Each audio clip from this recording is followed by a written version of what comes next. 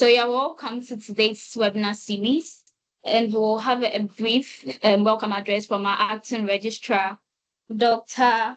Mike Amatus Jim Dilbag. Thank you. Kindly do well to send in your expectation in the chat session so that our speaker for today can address them in her presentation.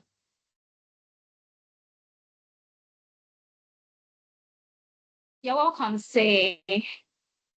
Thank you very much.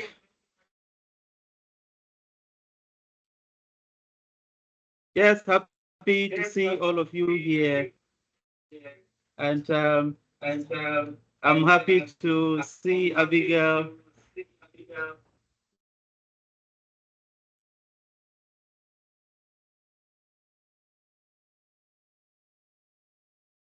Yes, so you are all welcome to this very important engagement. I am Mike, the acting registrar for the Young University. In fact, we are really very young, but we are doing a lot of wonders.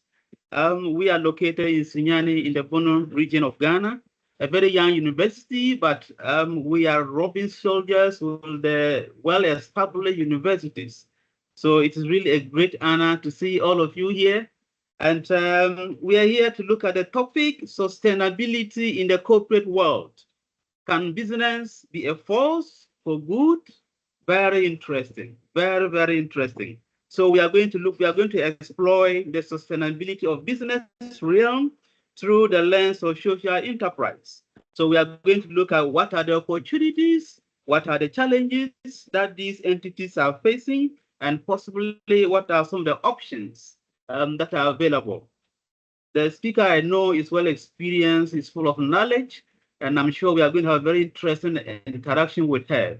So please feel free, let us engage, let us interact, let us get involved, and I know we are going to have a very successful interaction. So you are all welcome again. Feel free and let us share and have a very wonderful interaction. Thank you very much. Thank you so much, Say. Thank you so much. So for our presentation today, our speaker is the managing partner and founder of Little V Community, a consultancy working with purpose-driven business and non-profit organizations committed to strengthen communities and safeguarding ecosystems through high-quality goods and services. She is a dynamic social innovation consultant with 2 decades experience working across the public, private, and voluntary sectors, designing and developing interventions that improves lives. Again, she works with Little V Community.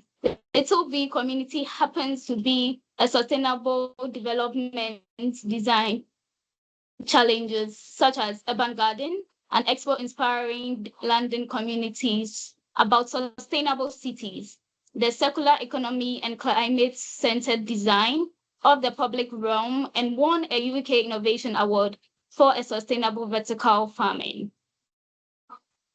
It is a sustainable agriculture initiative co-produced with Green Water Huts, supporting smallholder farming communities to improve their livelihoods whilst reducing their vulnerability to climate shocks.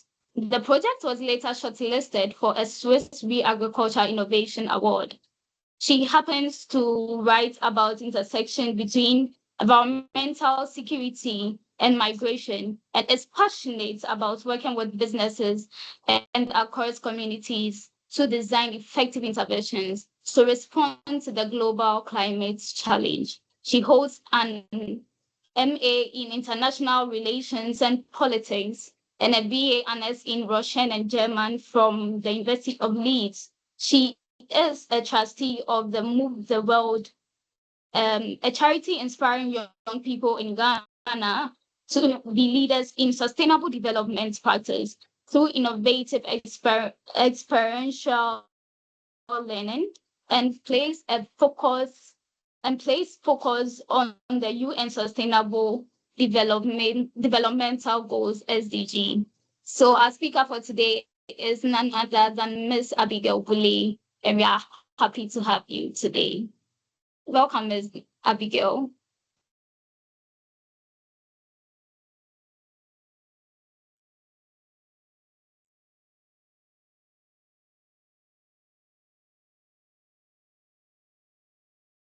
Please unmute, madam. We can't hear you. The first fail. Apologies. Right. Sorry, just wanted to say really excited to be with you all this afternoon.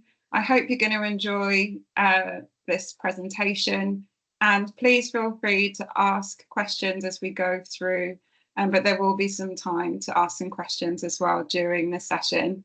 I'm going to try and use some additional interactive tools. I want this to be as interactive as possible. And let's just see how it goes. But I'm really delighted to be here and to share some of what I've experienced in this sector with you. So we'll get straight started. Can you see the presentation?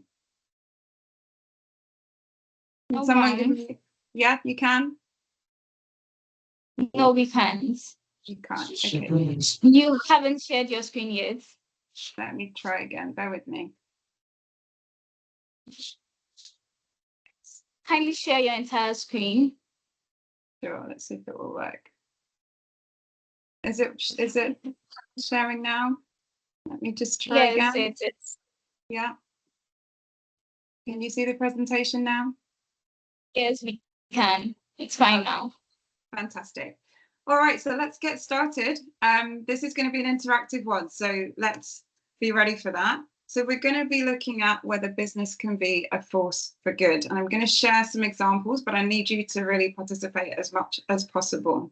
Just to cover the agenda of what we're going to look at, to dig a little bit deeper into what the event is going to be, we're going to start with looking at what is good and what is bad business, and I'll be relying on you to sort of input your ideas. Then I'll take you through the question, what is social enterprise? And I'll share some examples of that and some of the definitions of social enterprise taken from the UK, which is where I am. I'm in London at the moment, but also some other aspects which I've drawn in from the World Economic Forum and their definitions. Then we'll look at exploring how to build a good business. And we'll look at the challenge of sustainability.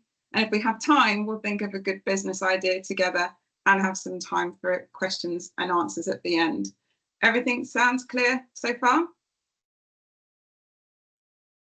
I'll take that as a yes. Yes, ma'am. Okay, I'm having trouble seeing the screen at the same time. So if I do ask a question, if someone could just shout out, that'd be great. Okay, so let's get started. So the first thing I'd like us to do is, can everyone go to menti.com and type in this URL? So if you open a web browser on your phone, if you can, or on your device, and go to this URL. And what you'll see, I don't know if some of you are familiar with menti.com, but it is a live polling tool. And I have a few questions that I would like to ask you. I'm going to go to the poll as well. Is everybody there? Yes, we are. Fantastic. Almost. Do you need the code, or can you see the event? You should be able to see the screen. I'm going to see if I can shift the screen so we can have it on screen. Bear with me. Am I sharing screen still? No, you aren't. Okay, give me 1 second.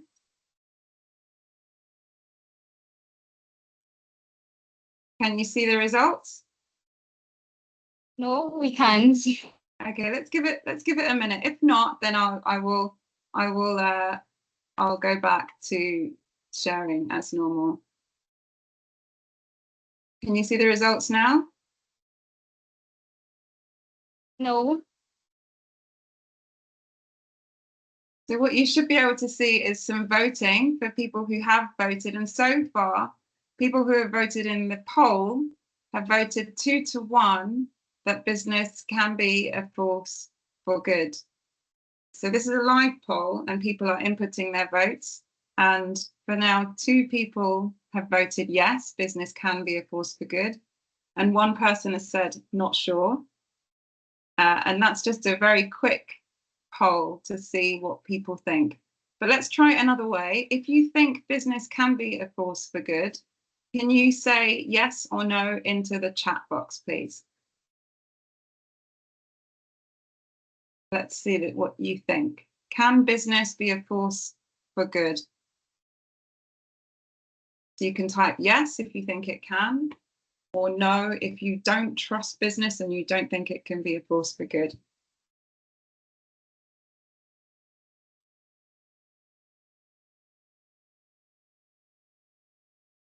Any ideas?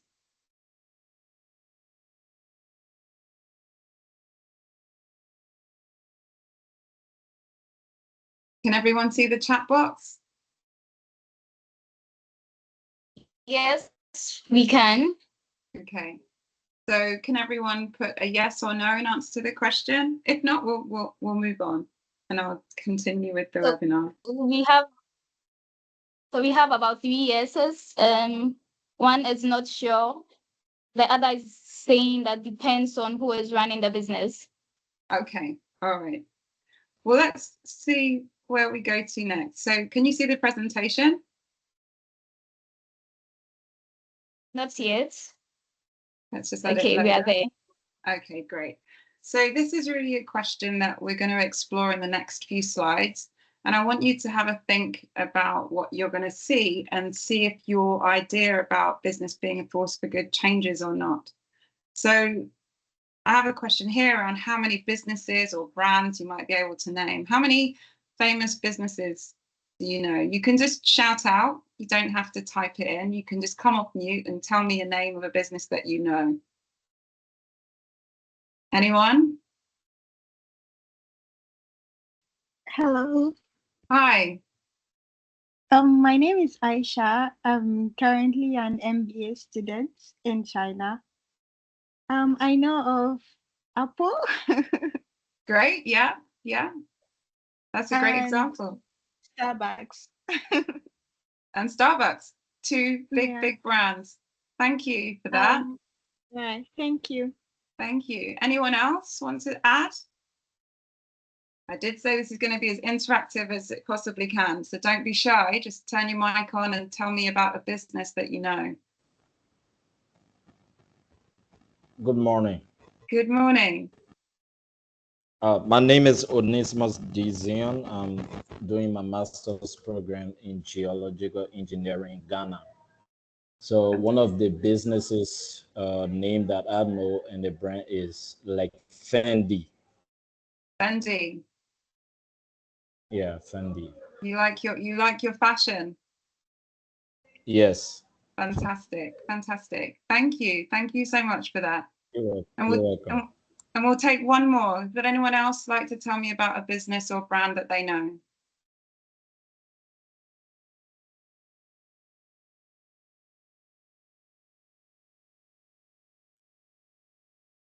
Chance? Okay, if you do come up with any, feel free to put them into the chat box and we'll maybe revisit them later. But thank you to the 2 people who volunteered to share some business brands with them. We had Fendi, we had Starbucks, and we had Apple. So very, very familiar brands. Does anyone know who these 3 people are? Again, open to the floor. Would anyone like to tell me who is in these photos? Be brave. Speak up if you can. Even if you can't, have a guess. Have a guess.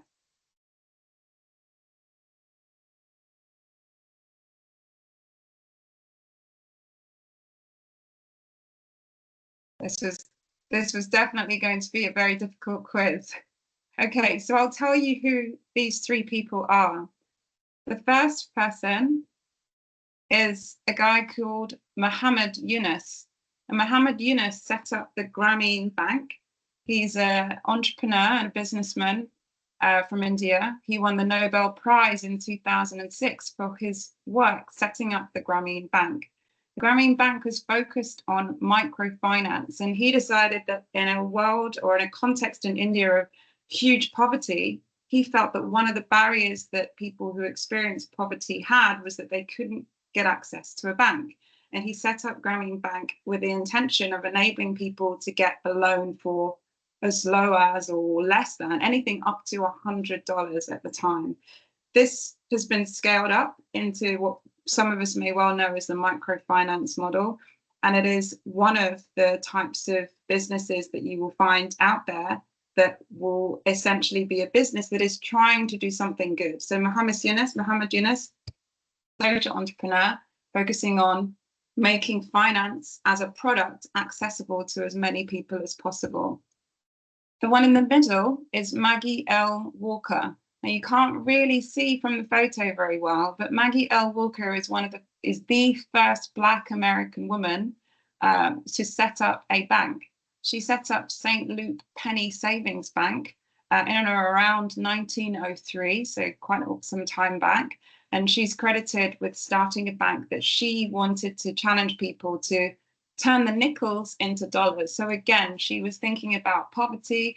She was thinking about how to help her community. And she set up a bank to enable people to do that and to create the flows of finance that that community needed to improve their lives and the lives of others.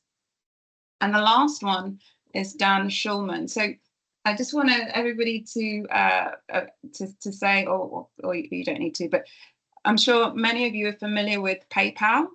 And PayPal is a payments transfer portal that many people use to protect their existing banking financing setup by having a kind of virtual pocket, a virtual wallet out there that you can use to draw and make payments. And it's made people feel much more secure using that portal whenever they go online. So rather than entering their credit card details or rather than having to make a money transfer, they can put money into the security of the PayPal payments and transfers portal and then use that if they want to purchase things offline or even online as well. So it's a very successful business model. And spot the difference, the one that I would say, in my opinion, so this is just in my opinion, is the odd one out, if we spot the difference between them all, is, can anyone guess? I'll open it to the floor. Who would you say is the one that's the most different?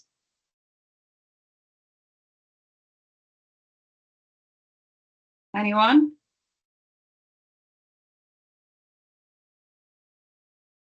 Well, this is a tricky one. It's probably a clue is in the question, because you could say by 2-1 that Maggie is the odd one out. She's the only woman driving business, establishing a business out of the three. But you could also say that Dan Schulman is the odd one out and that he has set up a platform that definitely solves a problem, but actually perhaps he hasn't built in this social remit, this social idea.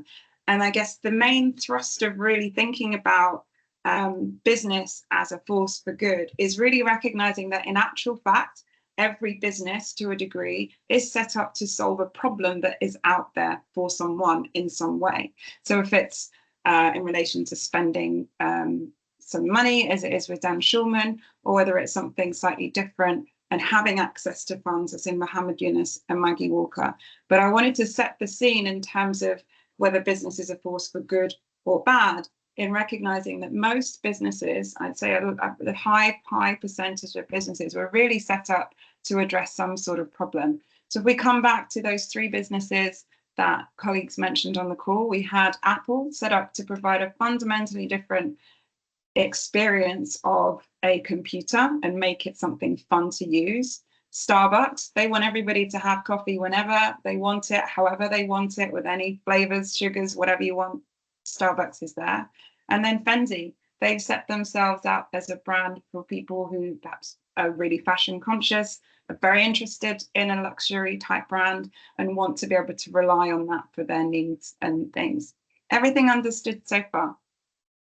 I'm just going to come back to the room and see how we're getting on.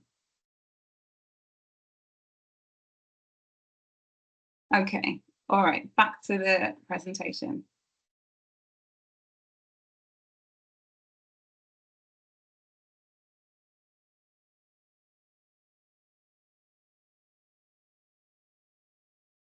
So what is good and what is bad business?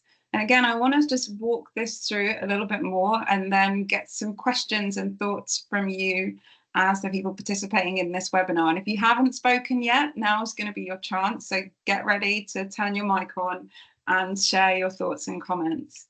So here's someone, you can see someone, ostensibly they are drinking some water. What would you say is the business here? What is being sold?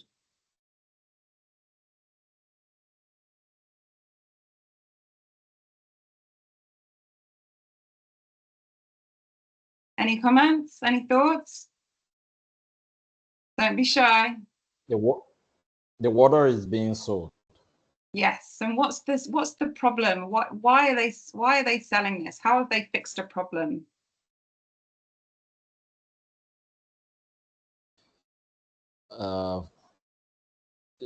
To solve the hydrating problem, like Yeah. maybe the weather condition. Yeah. Absolutely. For And they put hydrating. it. Yeah. Absolutely. So the idea here is that wherever you are, wherever you need water, if you buy a bottle of water, then you are not going to go thirsty, right? So a good business that solves a problem, right? Okay. But then we have this side. Can someone tell me what you see on this side of the page?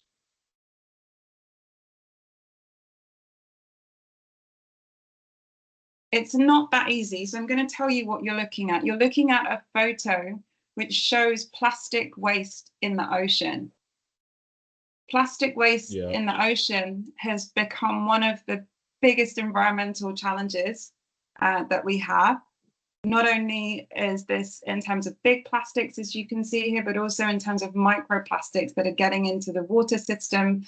Animals and aqua life and sea life get caught up in all of these particles. They ingest them. They have become an environmental crisis. So what on the left-hand side of the screen suggests a very real challenge of hydration, of access to water, of access to fresh drinking water that nourishes and hydrates us.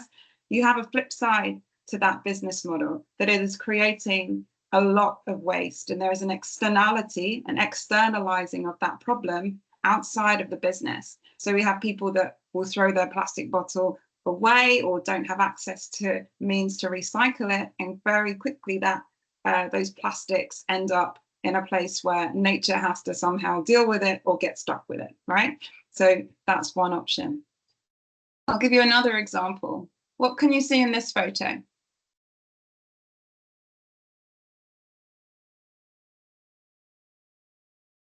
Anyone? Hi, my name is Renish from Kenya. I can see someone creating content or maybe taking a photo or a video.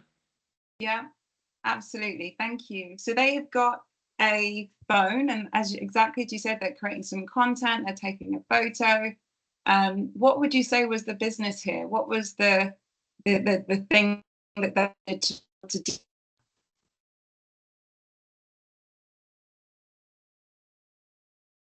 Sorry, I think I lost you along the way. Sorry, what's the device that they need to be able to create content? They need a good camera or a good phone or a good camera. Absolutely. Yeah. So that is an option here that's been solved by a business. I'm sure all of you have seen different mobile phones in your time, different brands, and have a real sense of which ones are good, which ones are not so good, which ones have a good camera, which ones don't. But then looks like a good business. It's solving a problem of how am I going to get the content out and mobilize my followers and people online. But then you have the downside of this. Does anyone have a sense of what this image is about? Rennie, do you have a sense of what this might be? That's a pit, mining area. Go for it, Rennie. You got it. Mining pit.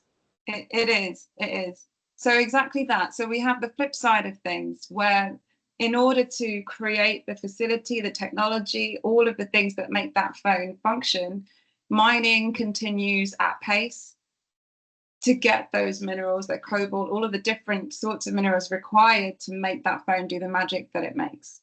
So I think, again, I'm setting the scene here. Sorry, go on. Did you say something, Rennie? No, that's exactly. I'm supporting your. Okay.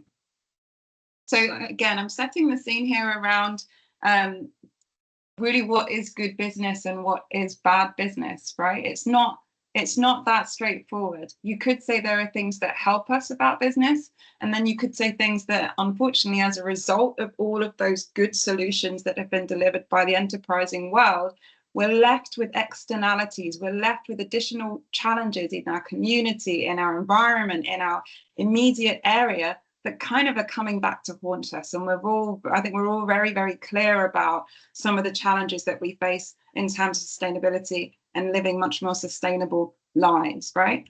So let's keep going. What is social enterprise? Does anyone know? I just thought I'd put this one out there.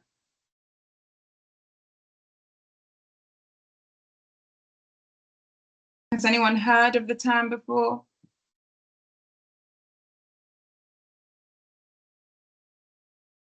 So social enterprise is a really interesting one. And I think in many ways, what you'll see in the next few slides will help you kind of dive in to what we're talking about here. But in its essence, social enterprise is a type of business that attempts to address a problem through socially and environmentally enterprising means. And what does that mean? What it essentially means is when a business sets up, it tries to ensure that within its purpose, within its drivers, it is looking to address wider concerns than just making a sale. It will become clearer as we go through. I'm going to share with you some definitions, starting from the UK perspective. I'm going to start with Social Enterprise UK. And Social Enterprise UK says this. It says, to be a social enterprise, a business must, number one, have a clear social, environmental mission set out in its governing documents and be controlled in the interest of that mission. So basically that means as a business, you say when you set up and you get your business formed that you are here to deliver a social and environmental benefit. The second point, it says that a social enterprise must be independent of state or government control and earn more than half of its income through trading. Now that can be challenging. So it's essentially saying you're not a state entity, you're not a quango or an entity that's working for the government. You're an independent business run in a way that enables you to get most of your profit, most of your revenue through sales, through going out and selling something. It could be a service, it could be a product, it could be access to something. We can get into some of the different aspects of business, but at its core, business is about selling things for a contribution, for a return, right? Number three, a social enterprise, to be a social enterprise, a business must reinvest or donate at least half of its profits or surpluses towards that mission. Now, what does that mean? So in this context, if you were, for example, a social enterprise that wants to sell water through a non-environmentally polluting means, you might sell water through a metal or aluminium bottle, for example, and then you might be reinvesting any profits or surpluses in making it more accessible to get those bottles recycled or something like that. If you were a business that was ready to produce the best, let's say, quad cycle or quad bicycle for people who are interested in sports, you could be a business that would then choose to donate most of your or half of your quad bikes that you produce to people who perhaps don't have are physically disabled, who need some sort of mobility vehicle or something like that. So thinking about how you reinvest and move the profits that come through the business back into the same goals that you set up with is another central aspect of being a social enterprise. And the fourth one, according to Social Enterprise UK, is that a social enterprise as a business must be transparent in the way they operate and the impact that they have. What does that mean? Over to you. Can anyone give me some pointers around what they're getting at here?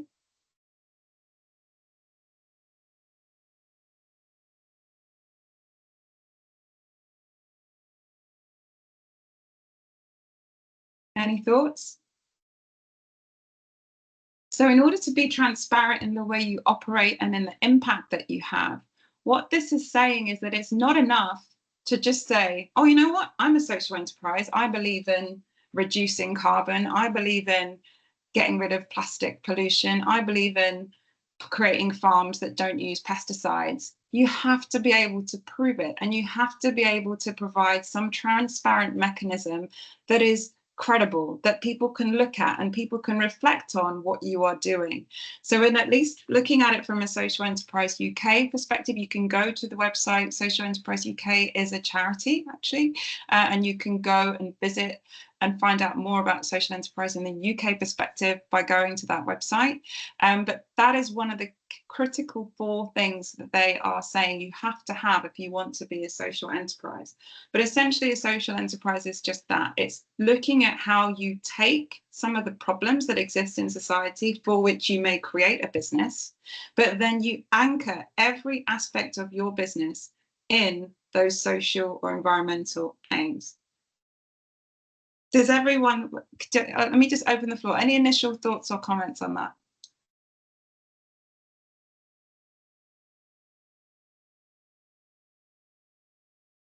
Okay, let's keep going, and I'll try and leave some time at the end for some questions. So why social enterprise? Why are people thinking about this as a model? And I think if you go and look into social enterprise and do some Googling, you'll find that there have been examples of this for some time now, for quite a number of years, but you might not hear that much about them. But in any case, according to the World Economic Forum, some of the things that are driving people to go into this as an area and to think about this in terms of how to form a business, whether they even feel that the businesses that they perhaps are interested in working for have the right values or share those kinds of principles, can relate to some of these things. So number one, raising the possible.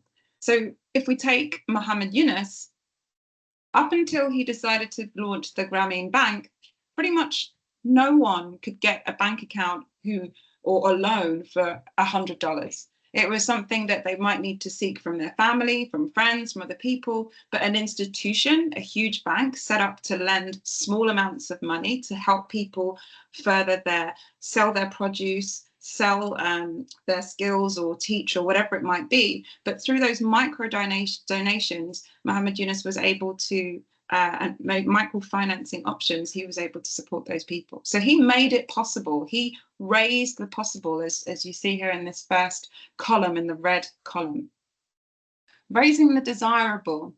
So here this is people getting into social enterprise, setting up a business to actually try and get the rest of society to think differently about their choices and their level of knowledge about problems. If you ask 5 people that you know whether they are happy or unhappy with buying a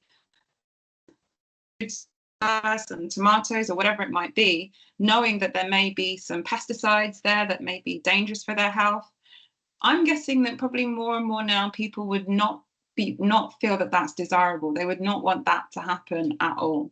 So people who have raised the profile of growing food naturally, growing food without pesticides, growing food in an environment where you're supporting a smallholder family, you're maintaining and supporting their independence.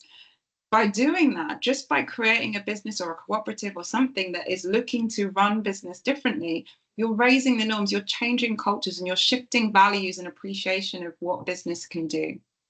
And then the last one, raising the acceptable.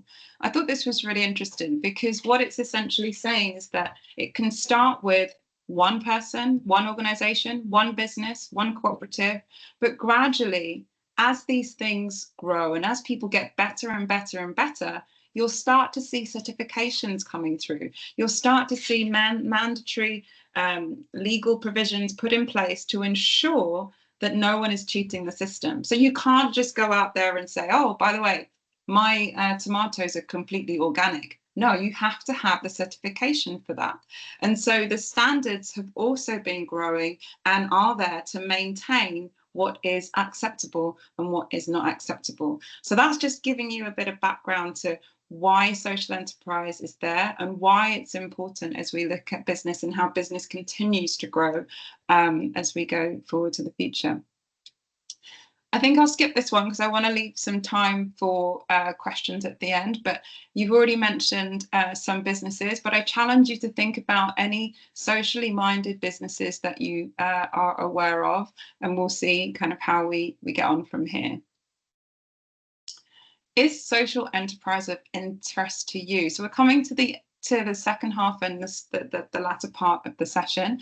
I'm going to see if we're back on the Mentimeter and see if I can get you to participate in the poll. So let me see if we can do that.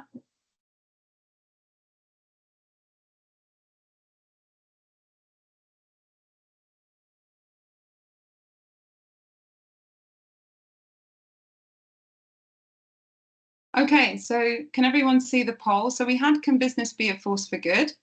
And actually, we only had one person unsure, and we had 8 people who thought it could. So that's great. I'm going to skip this one because we did it before. And I'm going to skip this one. So now if you go back to Mentimeter, go back to menti.com and use the code 1575399 if you don't have the link. And I'd like you now to just, as a live poll, tell me if you are interested in social enterprise.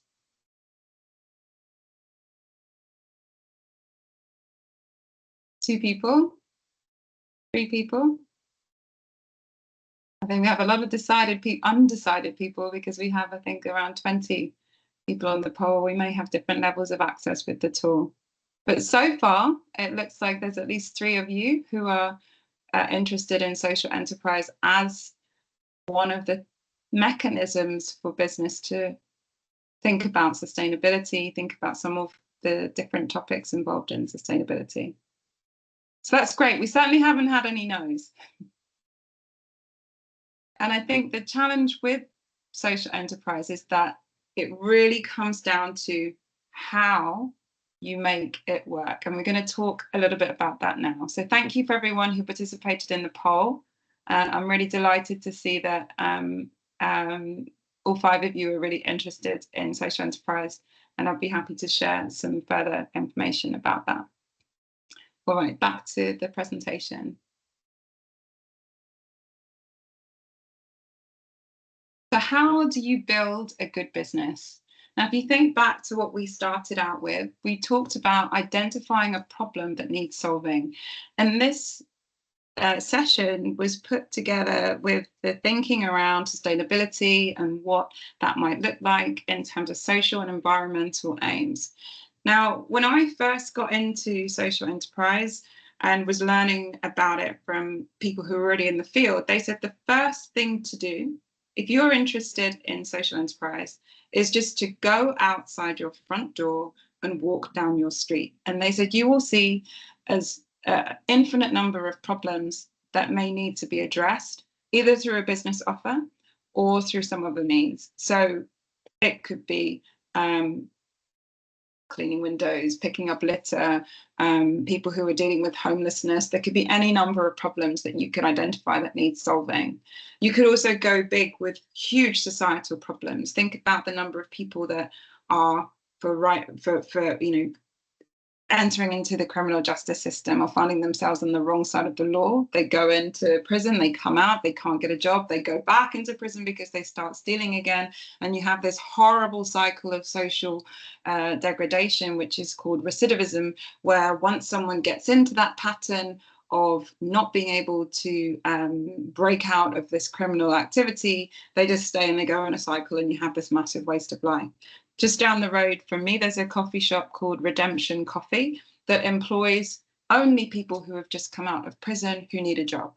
It trusts in them so that they've broken away from that life and that they are ready and need a job. They need a stable environment and a stable income, and they only employ people who are on that path. So for me, if I'm walking down the road and I want to provide my investment towards that business, I can buy a coffee from that place on the corner rather than perhaps Starbucks down the road, which probably isn't having the social impact that that good business Redemption Coffee is trying to have.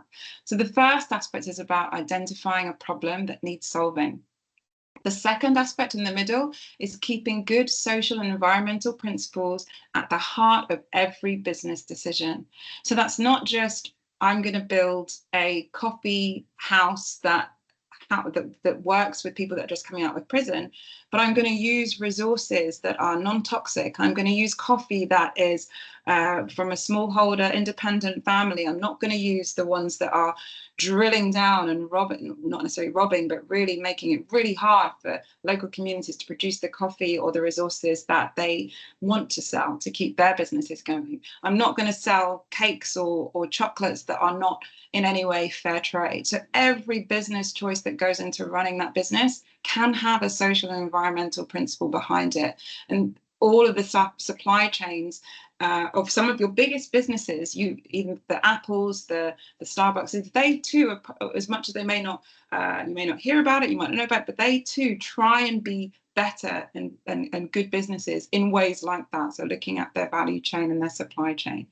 And then the last one is delivering profit to people and planet. So how are you as a good business making a difference for people and planet, whether it's reducing the amount of plastic? So if I open that coffee shop, I'm not going to sell coffee in plastic cups. I'm going to sell it in paper cups, but not just any paper cups. I'm going to use recycled paper cups with my fair trade coffee, with my all of those other things that go alongside it. But the critical challenge in this is this, and it's generating the revenue to keep the business going. The challenge of sustainability or sustaining good business always comes down to the fact that if you don't have the resource, the revenue, the inflows, the financial inflows, how can you offer that person, that young person who wants to turn their life around, how can you offer them a job? You don't have enough resource, enough revenue to pay yourself, let alone take on someone else in the community. And then the third point, which we touched upon before the start of the session, was that some businesses do reinvest that profit back into the business or give it back to society. So whether your business model has an integrative model in terms of being a social enterprise and you employ people who need a job, you don't use bad products that are toxifying or have a bad impact on the environment, you could still reinvest that profit back into those purposes. So it might be that that young person that you've taken on who's sorry about the food that they stole or the bike that they stole down the road, now not only do they need a job, but they need some training, and you might then further plow your profit into the training for those young people who you're going to be working with in your business. So that's something to keep in mind. You can screenshot it, you can think about it in terms of some of the areas that you may be interested in an environmental sense, in a social sense, but thinking about what's sustainable, both what's sustainable for us and for communities of people, but also what's sustainable for the planet. Who knows about this guy or this business?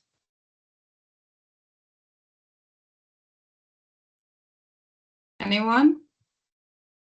So this is a guy, Connor, who set up Babangona, and his solution was to create an enterprise model that is supporting profitability among farmers, and he split it up in these kind of three ways. So doubling the profitability versus the average farmer by improving crop yield per hectare, reducing cost production, and increasing the unit price at market.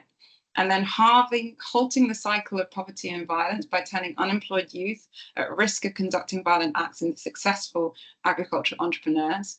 And his third point in there was all around creating prosperous communities and ensuring that people prosper and don't have to fall back into any cycle that really isn't bringing them any benefit in their life. No more is it bringing the communities that they are a part of something positive in their life either. And this, just to kind of start to close the session, the challenge of sustainability is a really current topic. This news, I don't know if you can zoom in and see, but this was a newspaper that I picked up today, Friday the 21st of June, 2024. And it says just in the middle there, are businesses giving up on the green transition? And essentially what it talks about is how some of the bigger businesses are struggling to keep up to ensure that they are continuing to deliver on those principles. There are questions around those certifications, whether they are valid, whether they are functioning, whether they're doing what they need to do. And there are a whole stream of questions around how those businesses need to try and do more as opposed to less to really make things work at the speed that we need things to work. So it's a really interesting area, and I'm really delighted to have been able to bring it to you today to kind of think about. And the other point in the article was around how the goalposts on green targets are being moved. You have businesses like Unilever, Bank of America, Shell dropping their environmental goals or missing those environmental goals, and them doing this because they didn't realize how hard it would be to achieve them. Does that let them off the hook? Perhaps that's a question for a discussion, given that these are some of the biggest businesses with the biggest externalities in terms of climate change and what's happening for the sustainability of the planet. So a bit of a sobering thought at the end, but I did want to leave some time for questions and your ideas, and just some time to really think about how you plan to use what you've learned today to take it forward. So thank you very much for listening so attentively. I'm going to go back to the main screen now.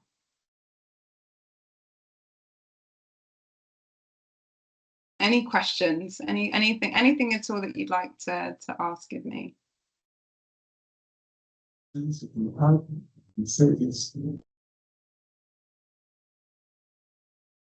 Sorry, I didn't hear you. Say that again. Not yet. There are no questions yet. Okay. So okay. please, to the attendees, could you send in your questions either by saying them or typing them in the chat or question and answer session?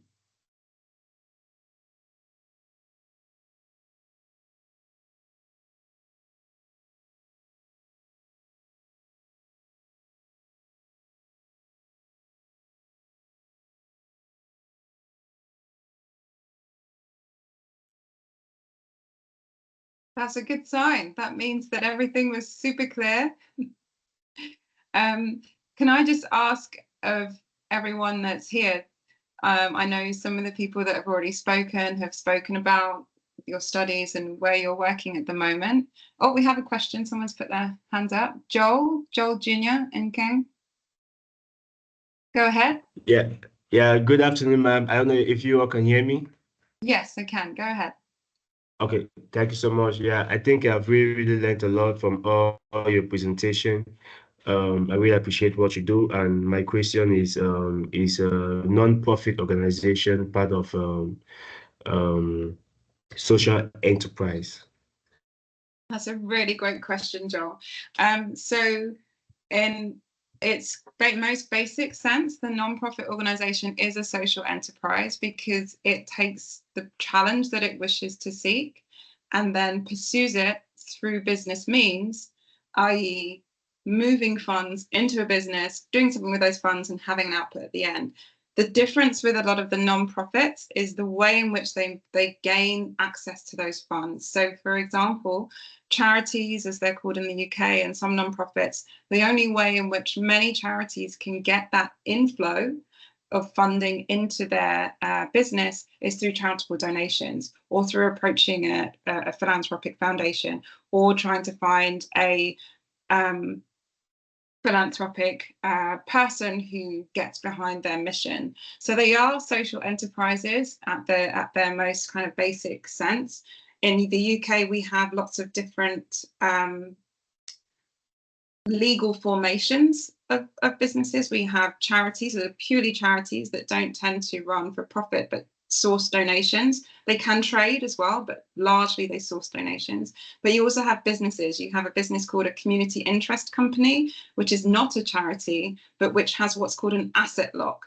It's a not-for-profit organization in the sense that not-for-profit means the profit isn't redistributed out of the business. And so the community interest company was a new form of business that was set up in the UK to stop the profit flows out of the business to its shareholders. And it made it possible for a business to use that badge. I'm not a charity, I'm a kick. That means I run and I trade and I'm not seeking donations necessarily. But everything that you bring, and as the business goes, all of those profits are going back into the business model, back into the community in which that community interest company serves. So yes, not-for-profits are in the sense very much social enterprises. They are socially enterprising. They're going out and solving problems. But it just depends. And there's a nuance around whether you want to categorize them as that based on how they're getting their revenue. And one of the challenges of being a charity, and some of the organizations that I've worked with in my past, is that they're constantly struggling. It's a constant battle to get new donations. You might get a donation once, twice, 3 times, and then someone's like, I can't keep giving you money ever and ever and ever. I have to keep some of that for myself. And that becomes a challenge for a lot of charities in this country, where they end up shifting their goals and shifting their objectives just to chase where the funding is at. So if you want to be able to maintain a position of neutrality, to maintain that independence, to continue to do what it is that you set out to do, sometimes on the most extreme end of the scale, that not-for-profit model might not be sustainable. And a lot of businesses, a lot of charities are really suffering in that space at the moment because a lot of funding in that area has grown up. Yes, Abu Bakr? Sorry, did that answer your question, Joe? Please, can I be heard? Yes, ma'am, you did. Thank you so much. Great. Though I have more questions, so I'll let Abu Bakr to go in first. Great. Thank you so much for coming. Sure, Abu Bakr? Okay. Please, can I be heard? Yes, I can hear you. All right. Thank you so much. That was a wonderful presentation. I have learned a lot. But my question is, I want to find out if social enterprises have a role to play, and let's say food production industry, like in order to make the industry more sustainable and equitable, like the social enterprises have a role to play in that aspect? I would say so. So I would think of the fair trade movement, which was set up with the principle of doing a number of things that were happening within the, let's say, within the agricultural sphere. So you had a lot of smallholders or farmers and producers who were growing produce, so growing coffee, growing cocoa bean, growing lots of different natural resources, but getting nothing for it in the big scheme of the profits that some of the larger businesses, the large producers and international traders were getting, right? So they were being kept in this position of relative poverty to the potential profit that they could make. Then along comes an initiative like fair trade or fair growing, or which said, you know what, we're going to stop doing this. We're going to start giving people the means to get this badge, but they're only going to do it if they start buying from people in a much fairer way. So they had this, if you think about how that works, you have a business that wants to add value to its coffee shop on the corner. Oh, by the way, we only source our coffee in a fair way. And in order for them to be able to say that, they have to get the fair trade accreditation. And so the fair trade entity as an organization, as a social enterprise, is trading, it's selling that that badge, but only if that business can meet certain criteria. So I think you can look at different ways in which social enterprise can drive change across an entire industry in that way. But it's about working out and thinking really carefully around how do you want to do that.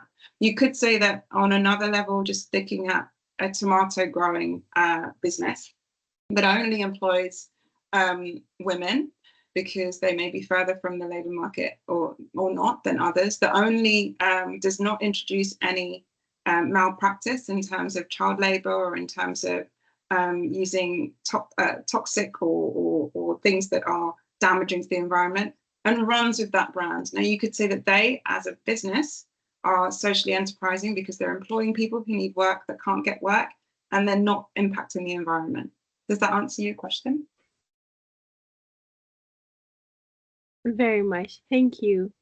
You're welcome. Mike, over to you. Yes, so thank you so much for that lovely presentation. Very full of education, and we're really happy about it. Now, I want to find out. Let's look at it in this scenario. I have a business. I am into production of plastics. Mike, The I'm business is struggling to fine. hear you. I gain a lot of income, and the business is moving all right. However, these plastics are causing pollution in the river bodies. That doesn't concern me because I make my profit all right. So in that scenario, I mean, how do we position it? Because my business is flourishing. I am making profits. However, the bottles that I produce they are polluting the river bodies. So in that scenario, what do you advise such businesses that are making interest all right, but no, their products are causing environmental harm?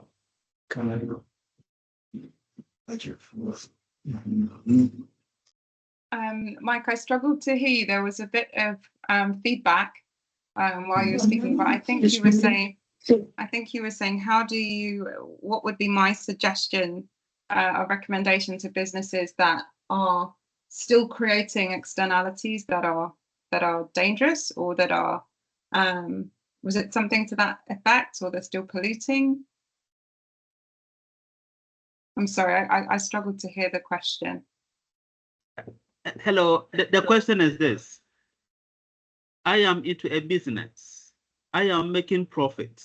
Let's say, for example, I am into plastic production and I make a lot of profit. My business is going on very well. However, these plastics are polluting the water bodies. So what is your advice to such businesses that are making profit? However, now the environment is being polluted, or being the environmental quality is being compromised as a result of my business? Yeah, no, it's a very good question, and ultimately it relates at its fundamentally to the system of the free market.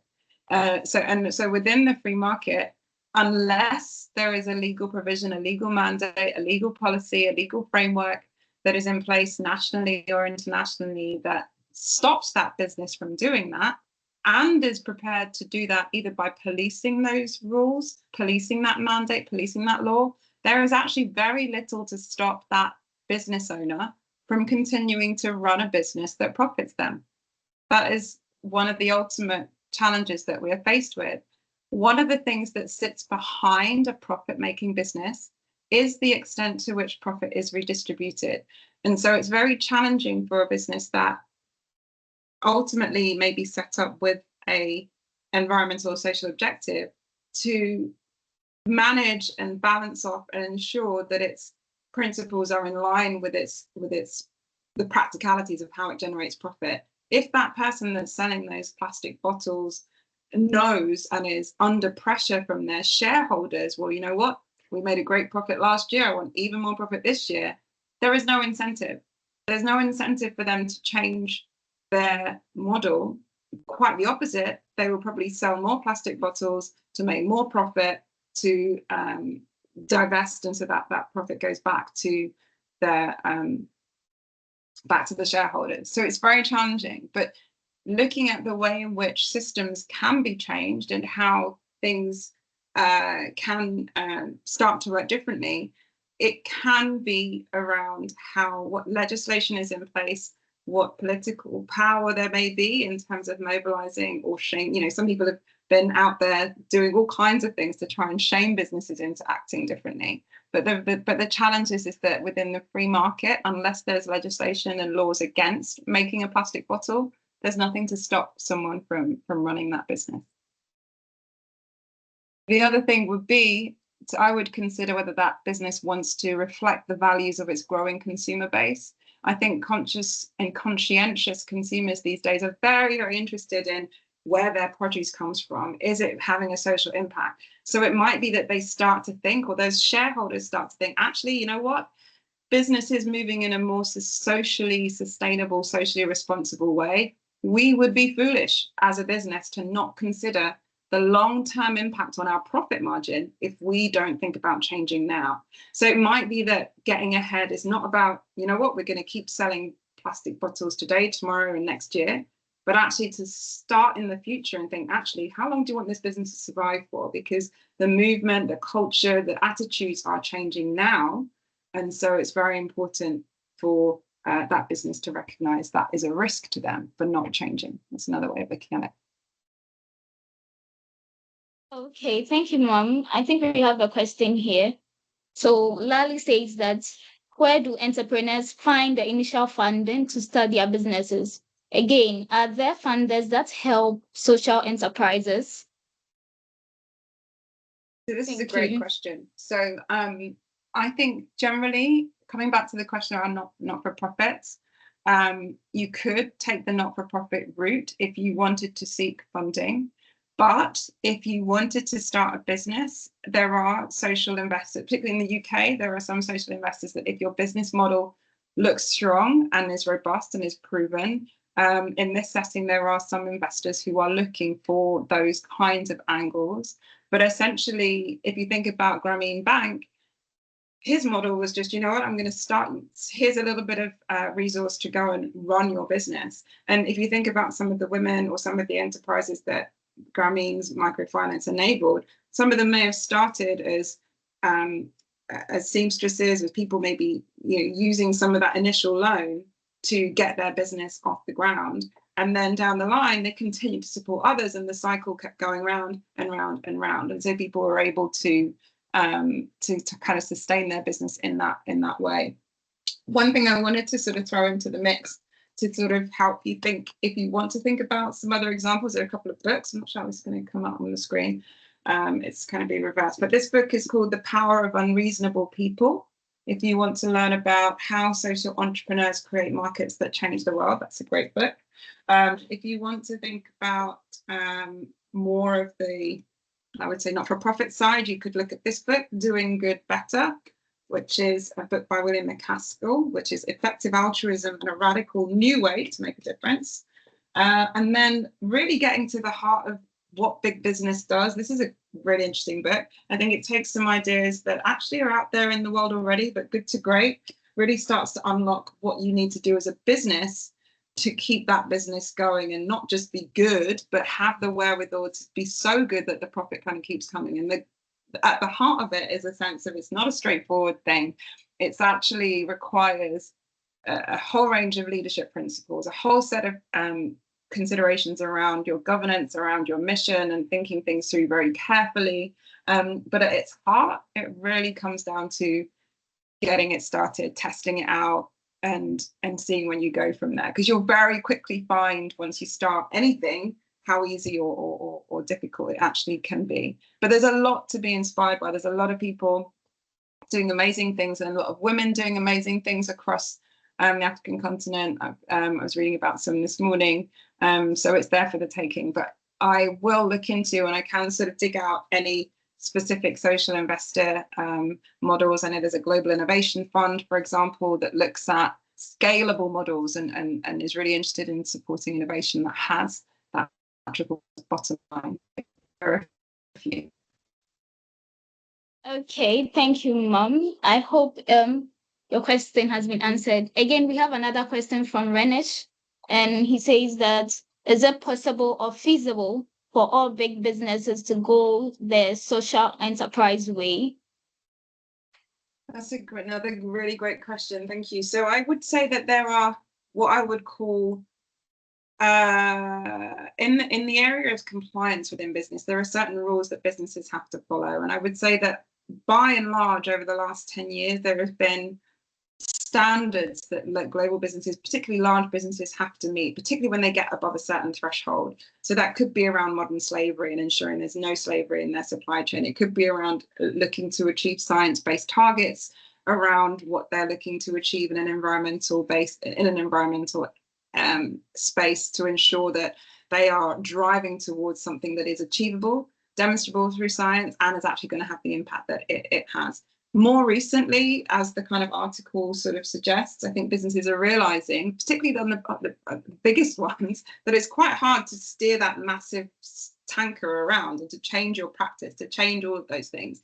But there are challenges with people working within the business who want to drive that change, or without the business, in terms of new mandatory laws, new guidance that businesses need to kind of consider in order to enable themselves to be sustainable. I know that there was there are some state level interventions where, in order to help organizations post-COVID, they said, well, I'll tell you what, we'll help you bounce back as a business, but we have to make sure that you're going to be doing that in a much greener, leaner and meaner way as a business, right? So it's such a technical field, and each business has to look at things in different ways. You could look at a law firm around the corner from you that ostensibly doesn't seem to be doing anything from the environment, but when you look inside and you look at their supply chain, they're using renewable sources in terms of their energy. They're not using products that come from any damaging producer, or a producer that doesn't, recognize or acknowledge fair trade within their own supplies. So it's something that's both hidden and very, very much a vivid part of what businesses are supposed to do. But I would say that when businesses are out there and they're saying that they are good, there's much more now where people can be shut down if they're not actually doing any meaningful. So I think that is a good shift that will help those businesses keep that at the center of what they're trying to do. And some of you may have seen some political approaches to trying to get business to do better here in the UK at Stonehenge over the last few days. So there's lots of influence out there. It's the ones that result in the impact that we want that's the challenging part. I'm really conscious that we're probably running out of time, but are there any last questions? No, there aren't. Thank you so much, Ms. Abigail Bulley. Would appreciate it if you could send us the names of the books and their authors so that we could actually reach out and read them. Thank you so much for your presentation today. And I'm very sure attendees had your impact. We are so grateful for your time. So on behalf of Dr. Mike Jabal, the acting registrar for the University of Water Science and Engineering Ghana, would like to say a very big thank you to everyone who made time for today's webinar series. Would also say a big thank you to our presenter and our speaker for the day, Ms. Abigail Bulley. We are so much grateful for the knowledge given to us today. We don't take it lightly at all. You're very welcome. You're very welcome. Thank you. Thanks, everyone. To everyone, kindly turn on your camera so we could take a good photo.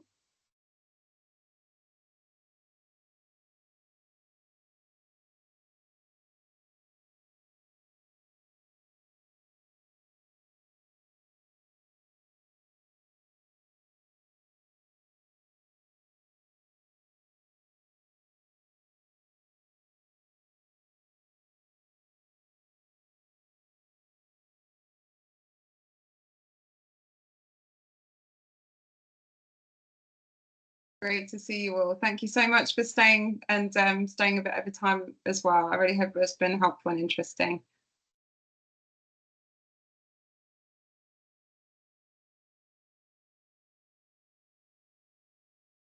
Thank you very much.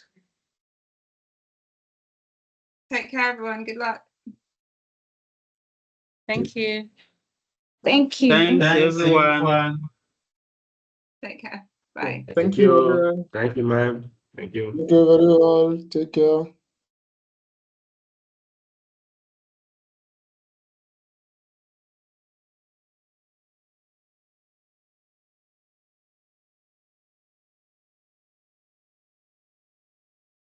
Thank you all.